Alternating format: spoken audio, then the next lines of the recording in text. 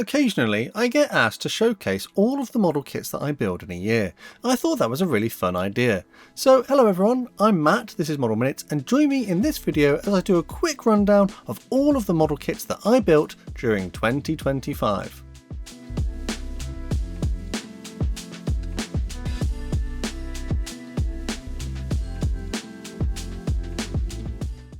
So I keep a log of everything that I do in my modelling journal. This is like a workbench diary, which I've created specifically to help me on the workbench, and you can get your own copies to keep track of your own builds by checking out the links in the description.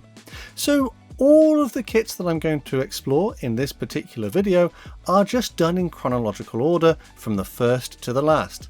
2025 was a good year on the workbench for me, and I think, if my maths is correct, I built 31 model kits, as well as a few other little projects. So without any further ado, let's get into it.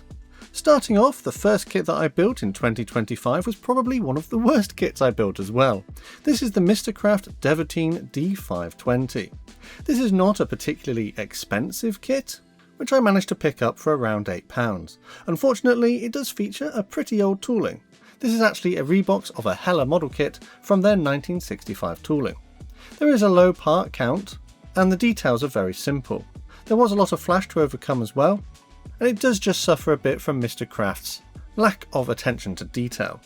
Because I know that Mr. Craft decals are not particularly great, I actually got an aftermarket set, and in fact, I needn't have bothered. They weren't good either, and had a tendency to dissolve in the water.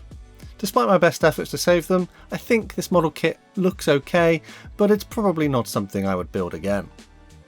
The next kit I built in 2025 was something a little bit better, but stays with a French theme. This is the Hobbyboss F8F 1B Bearcat in 1/48 scale. This one is a little bit more expensive, around the £25 mark, but features a much more modern tooling from 2011. I didn't find this particular project to be complicated at all, and the parts fit really well together. I did make a few little mistakes like breaking a cannon barrel and had to manufacture my own. But for the most part, this was a fairly simple and pleasant build, and I would like to explore some more of the Hobbyboss range. The next aircraft that I built was an Airfix Spitfire Mark 1A. I've built a number of these model kits in the past, and decided to do this one in a fictional what-if paint scheme. The idea here being that what if Spitfires were exported to the United States before the start of the Second World War? What would that look like? So I've taken inspiration from pre-war aircraft, added some appropriate transfers, and finished it in a bare metal kind of livery. This Airfix tooling dates from 2010 and does suffer a little bit from some overly deep panel lines, which is why I didn't bother to do any additional weathering to this kit and just let natural light and shadow give that effect. But for the most part, it's a cheap and simple kit, and it is quite good fun. Moving on, I decided I would do something that wasn't an aircraft. I had a go at the Tamiya 3.7cm anti-tank gun. Although this is an older tooling from the 1970s, it was still a really pleasant build. It's not particularly expensive either, retailing for around £6 here in the UK, which means it's quite good value for money. I quite liked the level of detail, and the fact that you can turn it into a nice little diorama. There were some seam lines that needed cleaning up though, and it was a bit fiddly in places, but on the whole I quite enjoyed this little project. Moving on to a subject which is one of my favourites, this is the Trumpeter P40 Warhawk in 1/72 scale.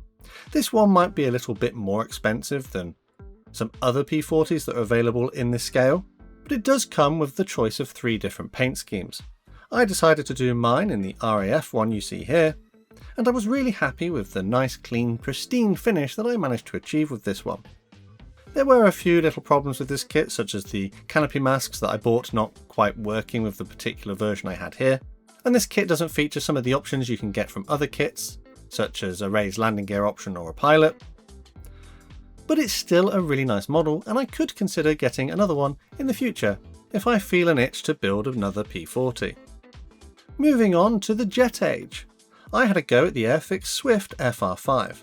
This is a kit that's been sitting in my stash for a number of years, and I was a little bit intimidated by the camouflage paint scheme on it, as it kind of wraps around onto the lower side as well. But I did manage to find a way to overcome this, and I'm actually really happy with this particular kit. I really enjoyed this one, and I thought it was a really nice model. It is a little bit expensive, and it was recently re-released, retailing for £24.99. I do think that's a little bit steep, given that it's not a huge aircraft, and you only get 2 different paint schemes included. One little thing I did decide to do with this one was to magnetise the belly fuel tank, so it gave me the choice of displaying it attached or in a clean configuration if I chose, which was a fun thing to explore, and perhaps I'll do more magnetisation with my model kits in the future.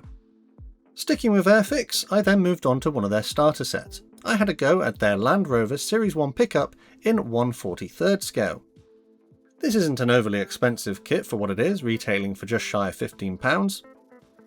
It was quite pleasant to build, and for the most part the fit of the parts was really quite good. There were only a few little areas which I had to fiddle with it a little bit to get them to go together.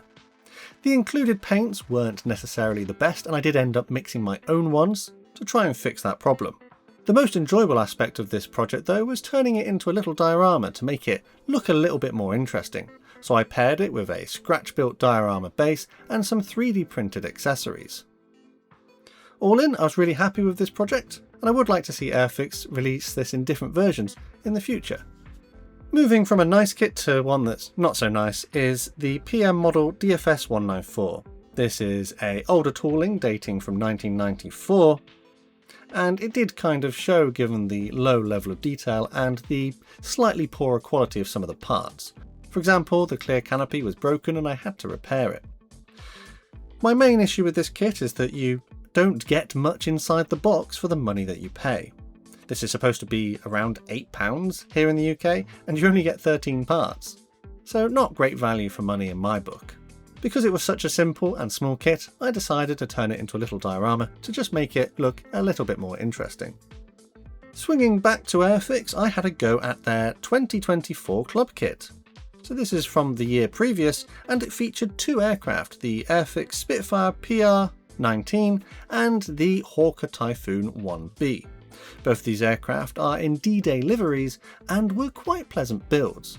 The Spitfire in particular is a much more simple kit dating from a 2009 tooling.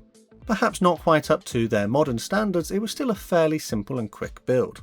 The Typhoon on the other hand is slightly more recent, dating from 2013, and does come with different options such as having the gun bays open, if you would prefer, so you can see the internal weapons. I've already done that on a previous build, so I didn't choose to do it in this one. I did feel that perhaps Airfix did rush these kits a little bit into production because I did have problems with the decals on both of these kits. They just don't quite work, particularly the D-Day stripes, some of them being slightly incorrectly designed with cutouts where there shouldn't be and missing them where there should. Also, it might just be better to paint them on to get a neater finish. But yeah, these are fairly pleasant kits, but I would paint on those stripes if I were to do them again. Moving on, I had another go at a different P40. This time I went down in scale to 144th and did the AFV Club P40N. This one is a little bit more pricey and retails for about £11 here in the UK. It is fairly simple and does have good detail and mould quality for the small scale. I did lose one of the landing gear legs though. The carpet monster decided to eat that one up.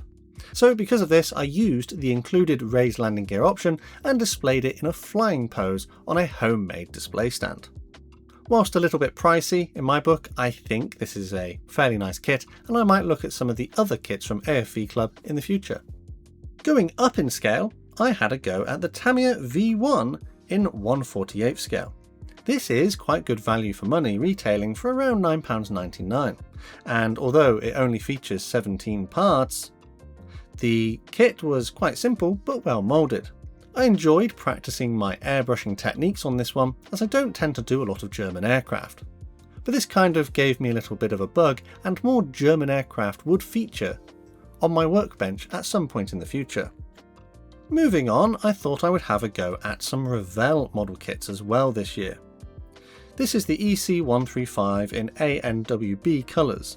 This is not an expensive kit, retailing for around a tenner here in the UK, and features a 2001 tooling in the box.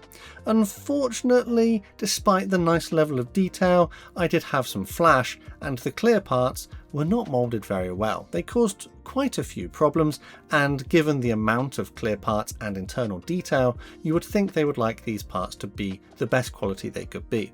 Unfortunately, they were a bit cloudy, and I had to do some filling and sanding to get them to fit correctly. For the most part, I am quite happy with how this one looks and how I managed to finish it.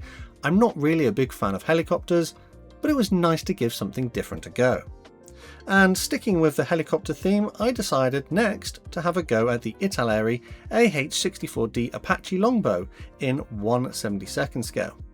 This is an older tooling again, from 1987, but the particular release I have here is from 2011.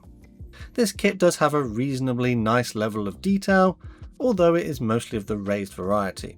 There was some flash which had to be dealt with, and some of the parts fit together a little bit strangely. One mistake I did make was gluing the sensor pod on the nose upside down, which I only realised after completing the build and decided it probably wasn't worth taking those parts off and ruining the paint finish. I think that if I were to do an Apache in the future, I would look to get one from another company and experience a different version. After this, I swung back to Revell and had a go at their ME262A1A in 1/72 scale. Again, this is not an expensive kit, retailing for around a tenner, and is of a model kit with a tooling date from 1997. There was some flash, and there was an ever so slight short shot on one of my wing ailerons, but it's not noticeable in the finished build. The details are generally quite nice, but it does suffer from the fact that the landing gear bays are moulded solid, and you can't see the internal detail which they actually did include underneath the cockpit, which was a strange design choice. The clear parts again were not great, and that seemed to be a bit of a theme this year with the Revell kits not having particularly fantastic clear parts. The decals could have been a little bit better as well. I did find they were a little bit flaky and papery and not really wanting to conform, but for the most part I am generally happy with my finished kit. The modelling needs a bit of work, I need to practice that, but that's something that I will explore in some future kits. After this, I decided to swing back to a more British subject. This is an Airfix de Havilland Vampire, which I did in a custom Sea Vampire T22 paint scheme.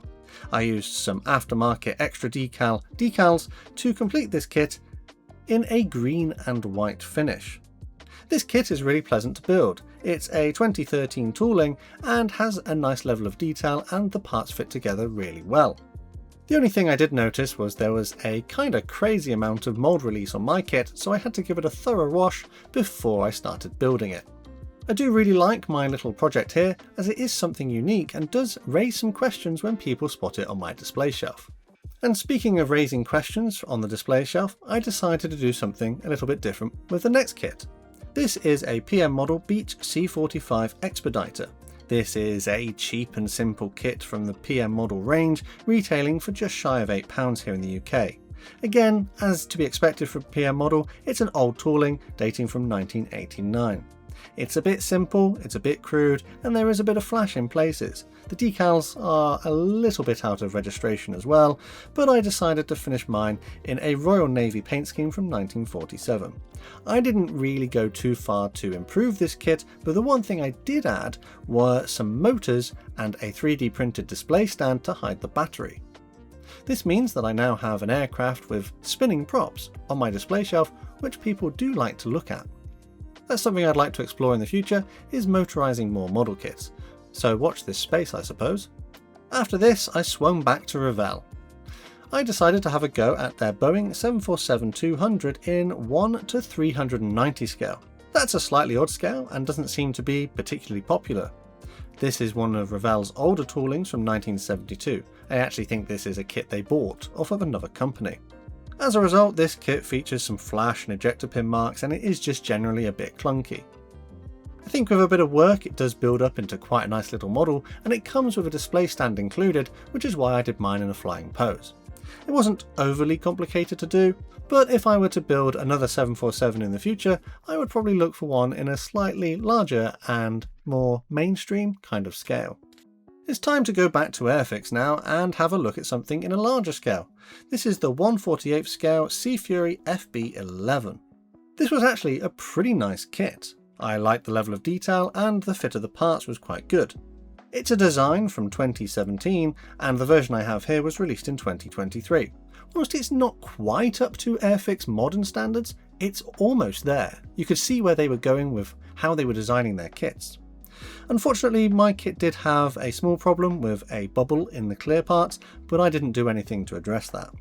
I did make one mistake on my particular kit, and that was to put the roundels on the sides in the wrong directions. The kangaroos should be pointing forwards and not facing the tail, but I was doing it late at night and actually they both have the same number on the instruction sheet, so mistakes kind of happen. Additionally, I'm not entirely sure that the blue that I used is the right shade. This was the recommended number 15 from the Humbrol range, but actually I think it should be a little bit darker like the Bearcat that I did previously. All in, a pretty pleasant build, and it might be slightly overpriced, so if you can find one cheaper than its RRP, might be worth picking up. To stick with the same shade of paint, I decided to have a go at the Hella Hellcat, and interesting, the Hella Hellcat does suggest you use this same shade of blue, which again I think is completely inaccurate. It doesn't really matter massively though, because I went for the Hella Hellcat starter kit, and this comes with some paints and things which would technically get you started, but actually I found the paints to be almost useless in my particular example. You do get a good selection of paint schemes in this kit, and I decided to finish mine in a French one. But sadly, as it is a 1972 tooling, it was generally quite simple and crude and lacked a lot of the features that we like to see today. I also didn't really enjoy the decals, with the stencils being little more than printed blobs, which meant they didn't really add much value to the kit. This was actually my first taste of recent Hella productions. I've not tried anything in their yellow boxes, and maybe I should have picked something a little bit better. Let's move on. It's no doubt that Airfix makes a fairly strong appearance in my listings here, as they are the UK's leading modelling brand and I'm based in the UK, and I decided to have a go at their Tempest. This is a 2021 tooling with the version I have here from 2022. Not overly expensive, coming in at around £12, and featuring 72 parts, this was a really nice and crisp tooling, with a good level of detail, and the fit of the parts was good as well. I finished mine in an all-metal paint scheme, which I think came out quite nicely. There are, of course, other options to do this in camouflage if you would prefer. Perhaps I will look at getting another one in the future to try out one of those other schemes. From the air, it's now time to go to the ground, and I had a go at the Italeri Panther in 1/72 scale. I did originally get this one to try out some outlaw paints, and I thought it would be a fairly simple build, but once I had purchased this in the shop and taken it home, I realised that perhaps this is an old kit dressed up in a new box. This is a 1974 tooling from Esky and was produced in 2024, so the year before I built it, dressed up in a new box to kind of hide this fact. I paid about £15 for this, and despite the fact that the moulding is quite crisp and the level of detail was quite good, I was very frustrated that I couldn't build the kit as it was to replicate what was on the box. Italeri needs you to scratch build your own side skirts, which I found very annoying. Fortunately, LPJ Models, who is a good friend of the channel, designed the side skirts for me in CAD in about 45 minutes, and I was able to print them off at home. So thanks LPJ for allowing me to finish my model kit to the standard that Italeri should have provided it to us. For the most part though, I'm happy with how my painting came out, but this kit is a bit old and clunky in places, and I don't really like the look of those Lincoln length tracks. The problem is when you hide an old kit in a new box, it doesn't necessarily give a modeler the best first impression of your brand. Sticking with the German theme, I decided to have a go at the Airfix FW190A8 in 1/72 scale. I've built a number of these toolings in the past, and this is their 2019 release based on their 2013 tooling. It's not overly expensive and would retail for around £9 here in the UK, but because I bought it a few years ago I actually got it a few quid cheaper. The moulding is fairly nice and fairly crisp, but it does only come with the one decal scheme that I painted it in here. I don't think this decal scheme is particularly visually interesting, and actually the more recent release from Airfix does have more colour on it, which makes it a little bit more vibrant. There are a few little things in places such as chunky sprue gates and a little bit of a bend that you have to overcome in the fuselage. But on the whole, this was not a bad kit, and it was good to have a go at this one and try and refine my modelling and see if I could improve it over what I did with the ME262 earlier. Now I'm going to stay with Airfix, but go to an older tooling. This is their Spitfire Mark 5B from a 1995 release, so this is a little bit of a vintage kit really. This was based off of the 1975 tooling, and as a result it features raised panel lines and a low part count. It is generally a little bit simple and a little bit crude. There was an annoying gap at the wing roots which I had to overcome, and the decals, whilst about 30 years old, were still usable, although the registration wasn't particularly great. I decided to do this one as a back to basics build where I hand paint pretty much the entirety of the aircraft, and I really enjoyed that part of the process. Going back to basics is one of my favourite things to do, as it reminds me of how I used to build model kits in my youth. Because I enjoyed doing this in a back to basics style, I stuck with that theme for the next build as well. This is the Airfix CA13 Boomerang in 1/72nd scale as part of their Vintage Classics range. This is a 1965 tooling which was released in the Vintage Classics range in 2022. Perhaps a little bit pricey, given that it's such an old kit, as the recommended retail price was £10.99. It is an old and clunky kit with simple details and some flash that needs to be removed, but it does come with a pilot, so I decided that I would display it in a flying pose. I used life colour paints to complete this one, again hand painting them on, and as I'd not experienced life colour before, I was quite impressed with how they turned out. Definitely a paint brand that I need to look into more in the future for any more obscure paint colours that I might need. So going from an old and clunky kit, I decided to try something a bit more recent. This is the Tamiya P51D Mustang in 1/48 scale, which is based on their 1995 tooling. It does feature a reasonably low number of parts at around 63, but they are moulded to a nice quality and have a good level of detail. The main problem I had with this particular kit was that the decals are a bit thick. I really struggled to get them to conform to the surface details, which is a shame given that they're so nice. I do like these fairly cheap, inexpensive kits from Tamiya, and I would like to experience more of them in the future, but I think I need to find a decal setting solution that will help melt those overly thick decals that Tamiya use into the surface of the models. Staying in 1/48 scale, the next kit I completed was the Italeri Tornado. This is a slightly older tooling dating from 1992, but was released in 2025, so I built it the year that it came out.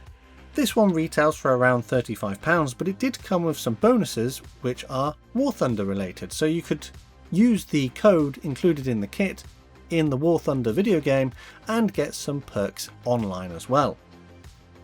The kit though is a little bit dated. It did feature some flash and a few other little problems. There's a lack of detail in certain areas. I finished mine in a Tornado GR1 paint scheme as used during the Gulf War of 1991. So for this I had to use a desert pink kind of colour. I did do a little bit of shading as well to try and modulate this generally simple and single paint scheme to make it look a little bit more visually interesting. Probably one of the bigger kits that I built this year. I am quite happy with how it turned out, but I'm sure that if I were to build a Tornado again, I would probably experience a different tooling from another brand if there is one available. Having completed that large kit, I went down in scale to 1/72nd and had a go at the Academy P40. I love a P40, but unfortunately this is not a particularly good version. This one, although incredibly cheap, retailing for between £5 and £6 here in the UK, it kind of looks like a P40, but that's pretty much it. There's just so many inaccuracies, and I went into quite a lot of detail on what those inaccuracies were in the full build video.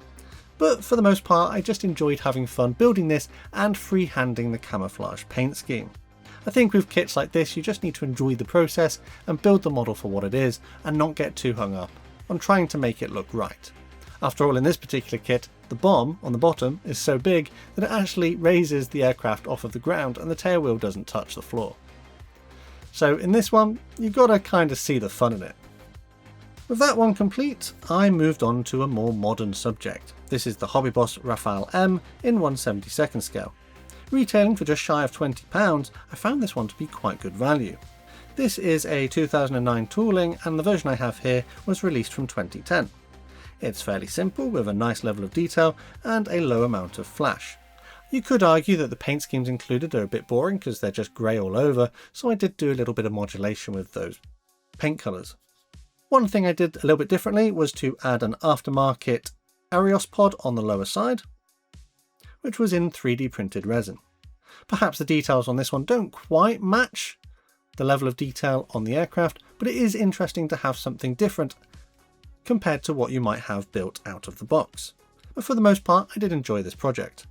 At this point, we were moving towards the end of the year, and I decided to have a go at the Airfix Hurricane Mark 1. I have built a couple of these toolings in the past, but never one in this particular paint scheme. This is a 2013 tooling, and the version I have here actually was produced in 2020 and features an earlier Mark 1 with the two-bladed propeller. There wasn't much flash, and the level of detail was quite nice. One thing that I had to do on this kit was to simulate the outside of the roundels having been overpainted. I think there would have been a yellow band on the outside, and I had to create my own masks to kind of simulate that it had been painted over, and then the blue, white and red had been left behind. I was really happy with this kit until I got right to the end and went to put the canopy on. The canopy is only designed to be placed in the closed position, but I tried to put it in the open position and I cracked it ever so slightly down the centre line. So that was a little bit annoying, but I have heard that you could potentially sand away part of the fuselage to accommodate this if you planned it in advance, which I just didn't. But with that kit complete, I managed to find a couple of days just before 2025 ended to finish one last project. And this is a truly vintage kit from, I think, 1974. This is the Matchbox F4U4 Corsair in 1/72 scale. This was actually a pretty pleasant build. Granted, it has a very simple design, but the parts fit together really nicely. It also came with a display stand, so I posed it as if it was flying. I was worried about those decals being quite thin and papery and the fact they have to wrap around the guns, but actually they went on mostly okay.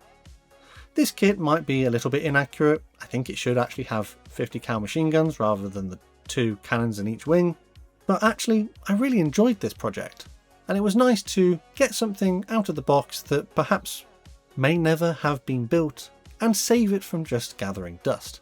And that is pretty much it for 2025. A fairly varied year, although primarily focusing on aircraft as I do quite like model planes, but with a little sprinkling of different subjects and different scales, from a good selection of manufacturers I think.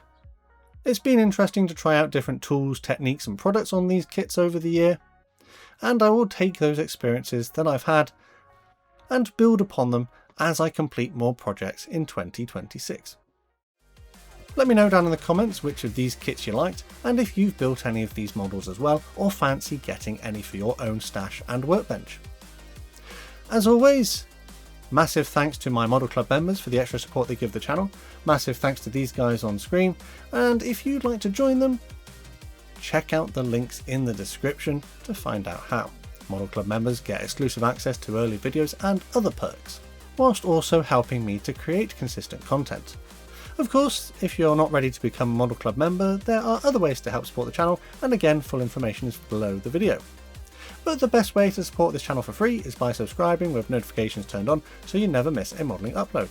Finally though, last thing to say is a massive thank you to you for watching this one, and I'll see you on the workbench again next time.